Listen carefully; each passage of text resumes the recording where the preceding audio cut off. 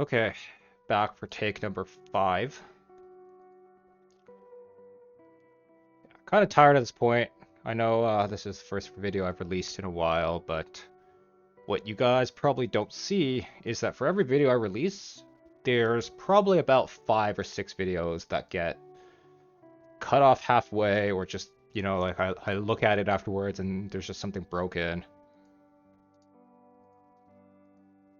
And yeah, a lot of times I cut like on a day I'll go and record like 2 or 3 and they all fucking don't work, and I'm just okay, I can't release this. So yeah, if anyone has a recommendation for a software that's more stable than OBS, please recommend. But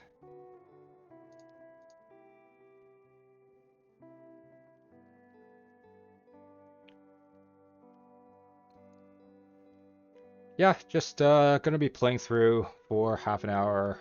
From your guys' perspective, it's half an hour. From my perspective, I've been doing this for many hours. Hopefully this take sticks. I'm just gonna fold here 3 ways. Not really sure what to make this, but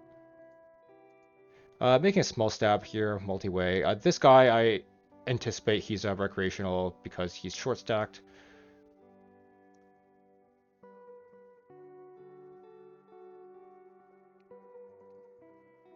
Yeah, I'm gonna follow through over here with just a small step, trying to fold out the lower pairs, stuff like 6s, 7s, 8s, 9s. Never expecting villain to fold a queen, of course. I get called by 9s. Yeah, we would take that line with any overpair, any queen. We take that line as weak as pocket jacks for value. Um, so getting some bluffs in there is good. Giving the hand up on the turn is perfectly acceptable too. It's just like kind of like a trash hand that you don't have to commit too hard with either way.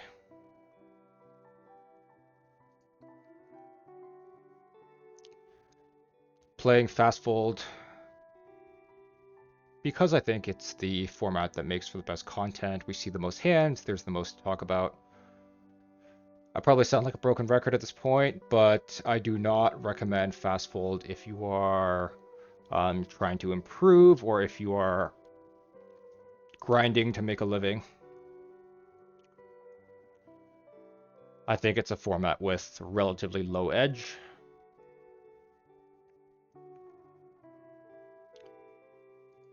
And most of your edge will get eroded away with the rake anyways.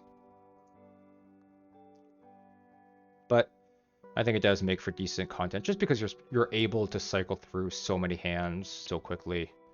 People these days really have the attention span of ants.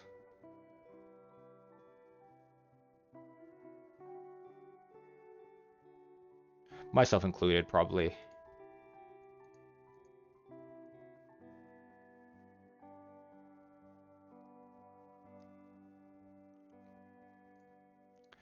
Yeah, just one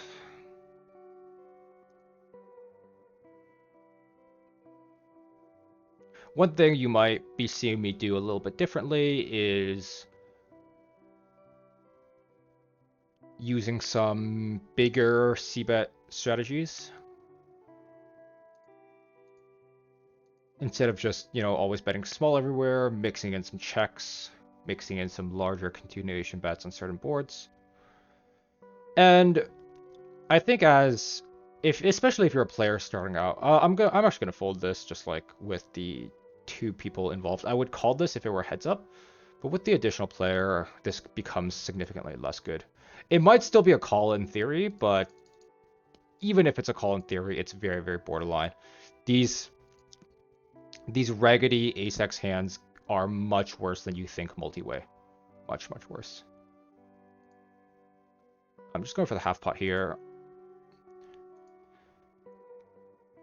Yeah, it's very easy, especially if you're a player just starting out, and I certainly fell into this trap myself of thinking that the more complicated strategy is the better one. Do I get to shove here? I think I still get to shove this one. It might be a little bit thin, but I'm like pretty sure I still get to shove this one. I think villain has to call with like jacks, tens, nines, and stuff. Yeah, it could seem thin, but if you think about it, when villain calls the flop and calls the turn, how often does he have an ace?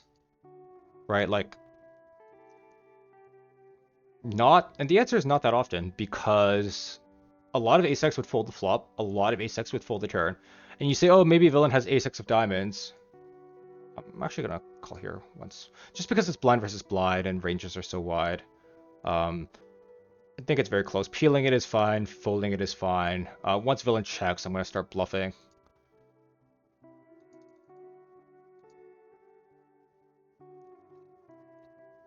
But yeah, like back to the 2225 ace board.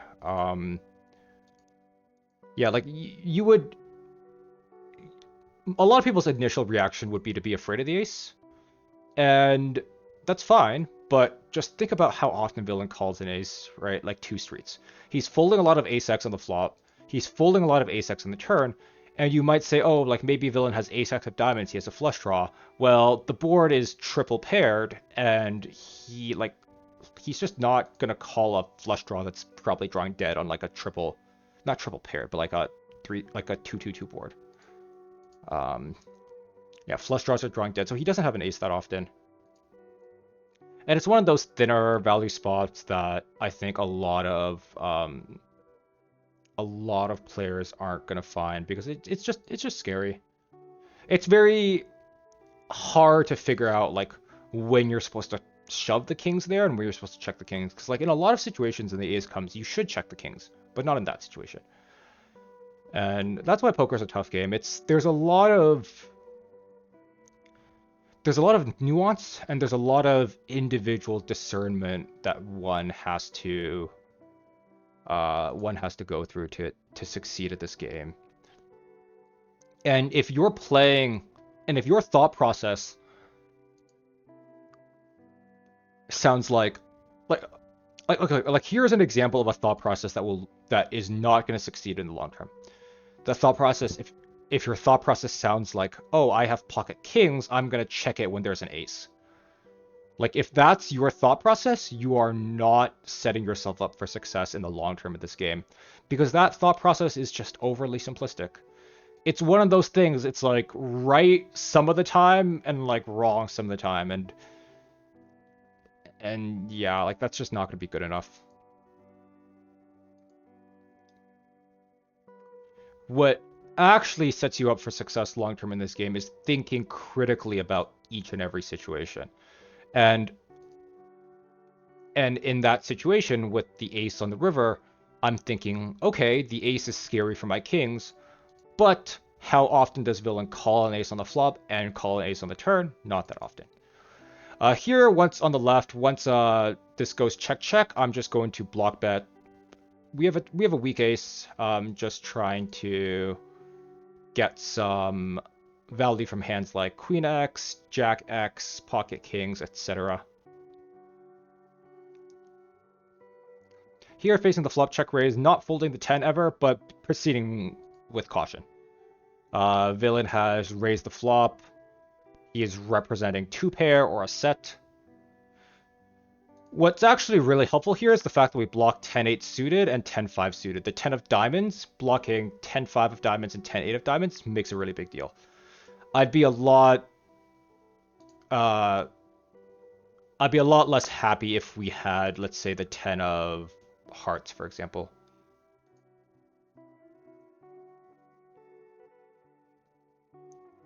Yeah, not really sure what to make of this once this guy blocks. I don't really know what to make of this. I'm just gonna call. Okay, he has Jack High. I think if you had an overpair there, or even like King 10, Ace 10, raising for value is certainly fine. But Queen 10, probably just a little bit on the cusp of being too weak. Just slightly on the cusp.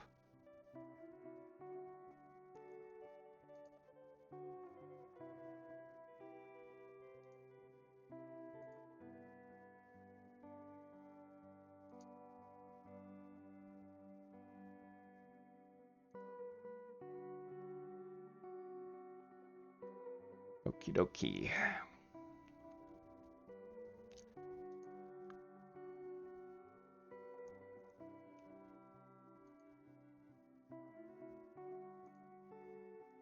Okay, 5-6 suited playable hand. Not facing under the gun raise though. Against under the gun raise, I'm just gonna fold. Yeah. But yeah, coming up with a proper thought process in poker is never gonna sound like... It should be simple, but it should not be... I'm trying to find a good word to describe this, but a good thought process in poker should be simple, but it shouldn't be dumb. And I know if you're someone just starting out, discerning between simple and dumb is going to be very difficult. But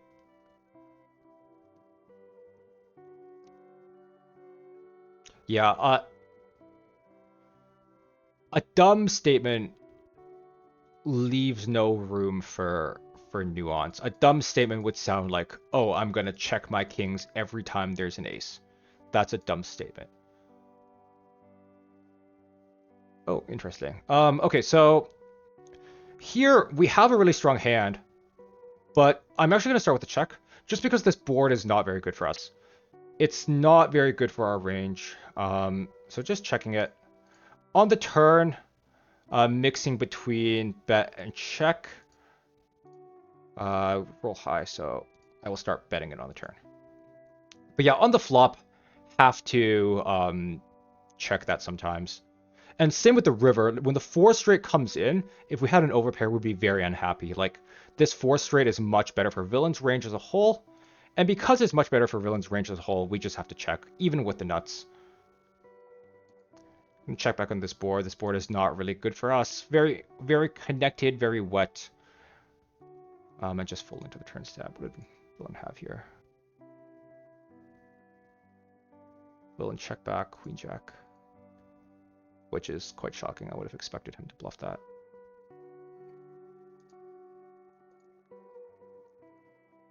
Yeah.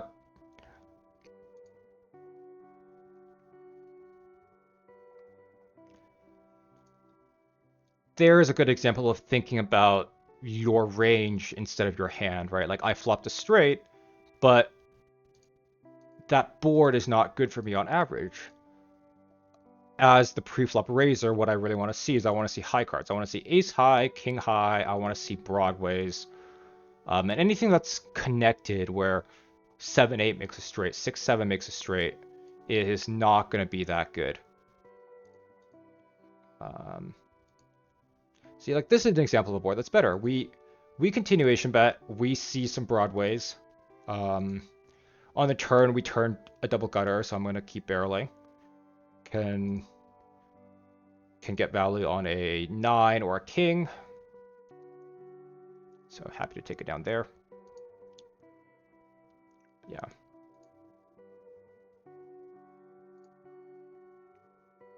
Yeah, and back to that straight hand. Once the river comes out 4 straight, yes, we still have the straight, but think about all of our overpairs, right? Like, if we had an overpair, if we had a set, if we had 2 pair, none of those hands are really happy to see the 4 straight river. The only combination that's reasonably happy to see that river is the one that we have, where yeah, we have a straight from the get-go.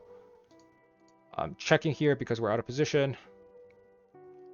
Gonna check the turn again just because we just have 6 high, nothing. It's better to bluff a hand like king high or queen high here, just because a hand like king high or queen high has a little bit of overcard equity, and that makes a big deal. Like, even bluffing a hand like king 10 here is better than bluffing 6-7. Even here, like, bluffing a hand like king 9 is better than bluffing, like, I don't know, like 5 high or something.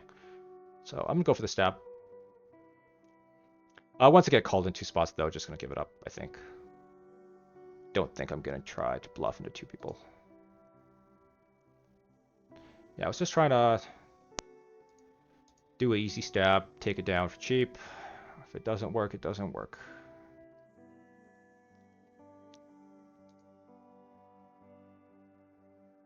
Okay.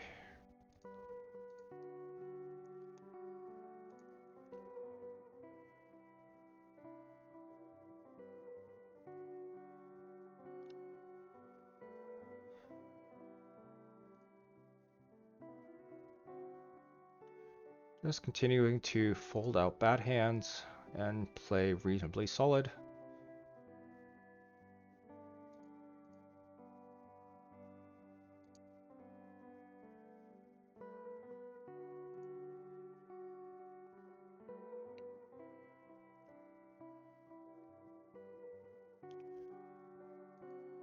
Yeah. Would definitely not recommend grinding for money on these Fastfold games. Play regular tables. If you're going to play online, play regular tables.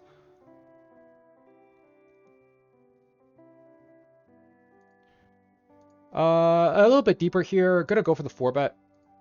And sizing our 4-bet up a little bit because we're deep. Just sizing all of our pre-flop raises up when you're deeper. This puts a lot of pressure on Villain. Because he now either has to call a 4-bet deep out of position, or he has to 5-bet shove his or 5-bet, which is also very uncomfortable.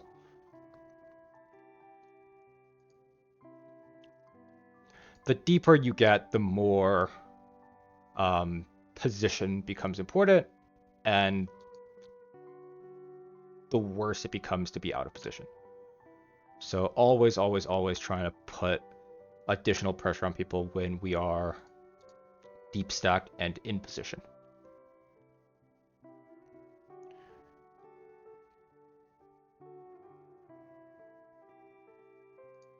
Queen 10, another decent holding. Just taking it down. Not really sure what this 5x raise is here, but yeah, I'm just gonna fold. Like,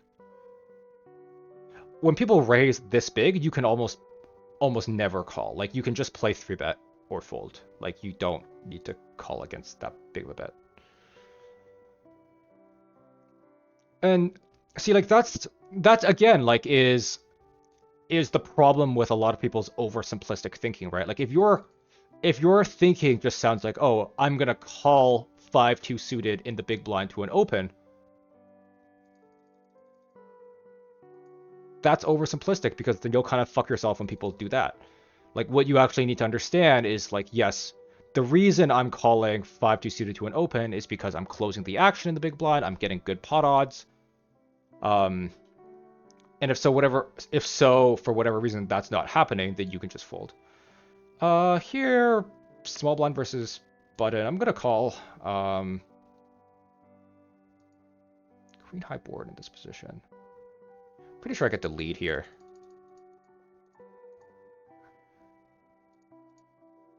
So when it comes queen high, small blind, and this is just kind of a quirk of small blind versus button. I'm just gonna fold now that he's raised, but yeah, I'm pretty sure, I could be wrong, but I'm pretty sure specifically small blind button, because I'm gonna be calling ace queen suited and also some ace queen off to the 4-bet.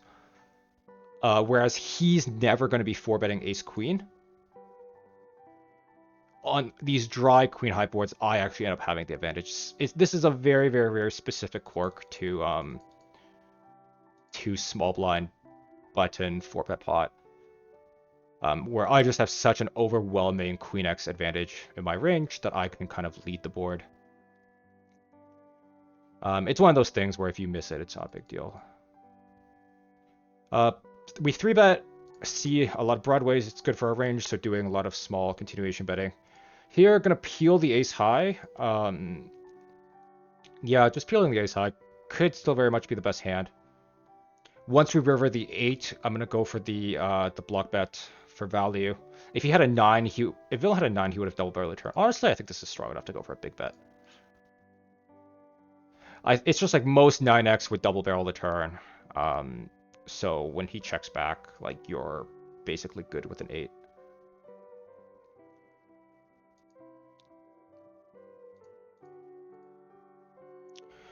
I could be misremembering that queen high donk there. If you guys sim it and it doesn't donk, oops.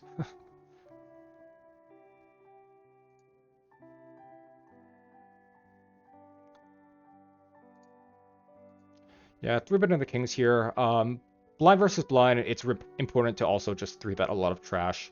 Stuff like 10-5 suited, king 8 off, king 7 off, blind versus blind.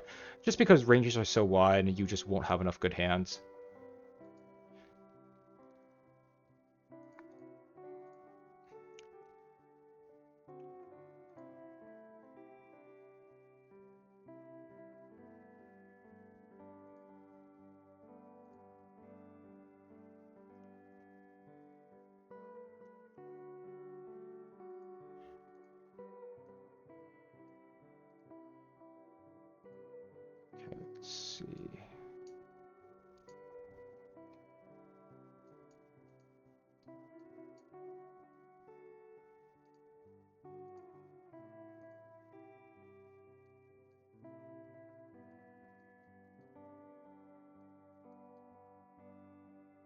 Only got about 10 minutes left. Just kind of folding my way through. I think the easier money to be made these days is definitely live. As nice as online is, online making a good amount of money to live online is becoming harder and harder, especially if you're living in a first world country. Not that poker is easy by any means, but I think these days the easier money is definitely made live. Definitely made live. Here, do we have... Yeah, we have a draw. Okay, cool. So, gonna barrel. Gonna barrel with our open-ender.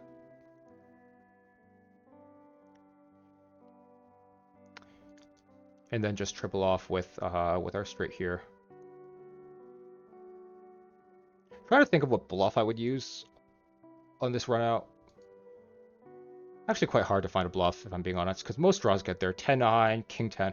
So on these runouts where a lot of draws get there, you have to be extra careful about bluffing enough. Just because... Yeah, like think about your turn range, right? Like, the hands that you're bluffing on the turn are the draws, the 10-9, the King 10. But when all those draws come in, what is there left to bluff? Not much. It's not much.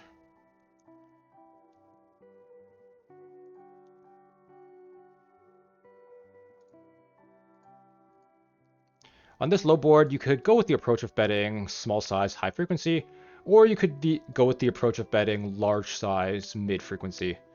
Both are fine, but you have to like know what your overall approach looks like. You can't just be randomly deciding to bet hands this size or that size. Does it make a big difference in your EV either way? No, I don't think so.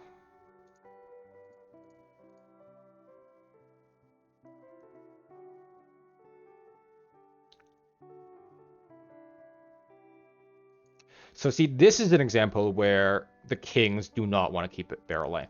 Because it's very plausible Villa can have ace. It's very plausible he could check call the flop with an ace, and now he's on the turn, and he has this beat. But now when villain checks again, I'm going to go for value, because if he had an ace now, he would probably lead the river.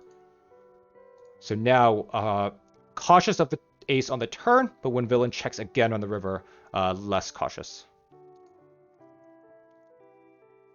Yeah, so it's never as simple as we have kings and there's an ace out there.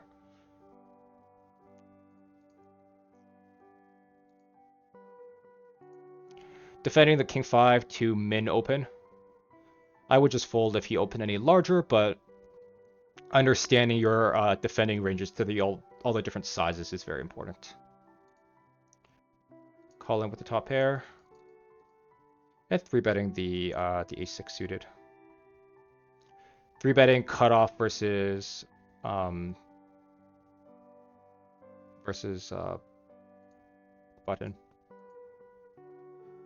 Get a low number here. Gonna check with the king 5. Mostly value betting though. Like when you have a king here, it's very, very strong.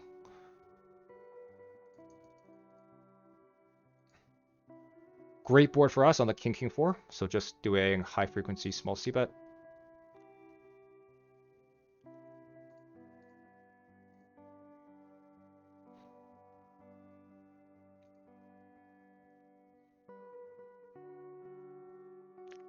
King A offsuit will be opening if it folds around to us. On this board, you could once again do high frequency small size or large size low frequency. I'm gonna go large size low frequency. We get a high number. Ace 4 here. 4-betting. Sizing up our 4-bet once again because we are a bit deeper. And I'm just going to fold here to the check raise. When we go large, we have to be aware that this is much lower in our range than normal. Okay.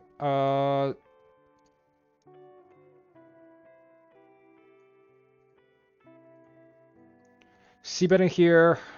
Sizing up slightly because we're deep in the 4-bet pot. our overpairs would want to size up, and this is effectively a blank board, right? Like like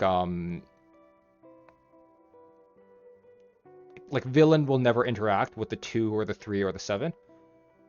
On the turn, I'm gonna check. Betting is certainly fine, but I'm looking to check and check raise all in here. Also checking some overpairs to check raise all in.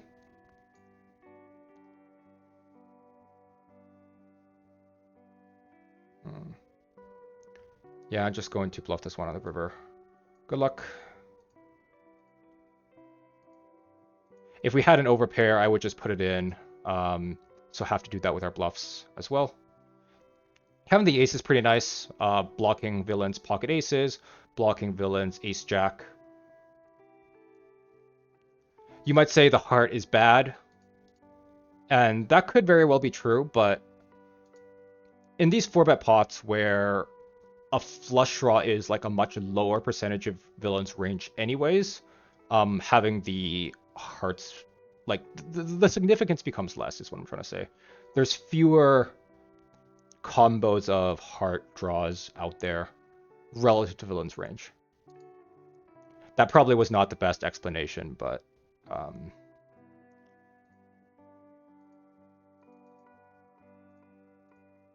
assuming this player in c5 is recreational because he limped. It's always hilarious when I call a player a wreck that's like obviously limping and shit, and people are like, how do you know they're a wreck? It's like, all right, buddy.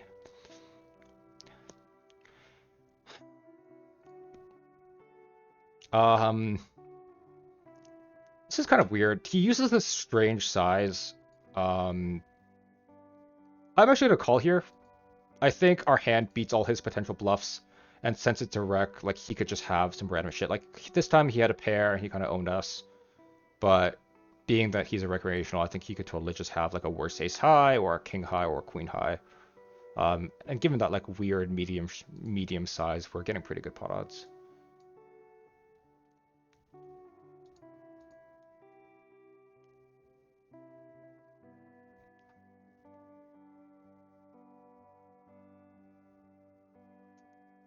Okay, coming up in 30 minutes, so probably we'll play. I'll just sit out next big blind. We'll probably play the orbit.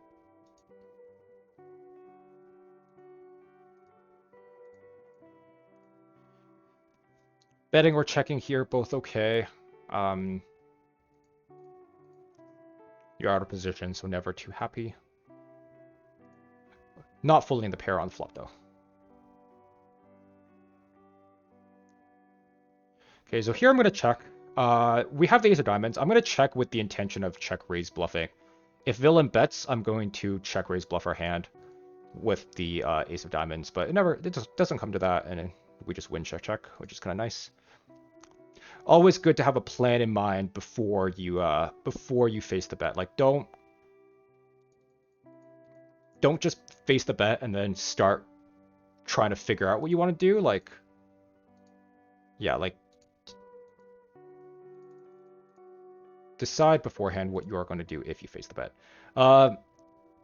Triple Broadway, gonna be good. So gonna be just like barreling this one. I'm actually gonna barrel this one too. A lot of barreling here.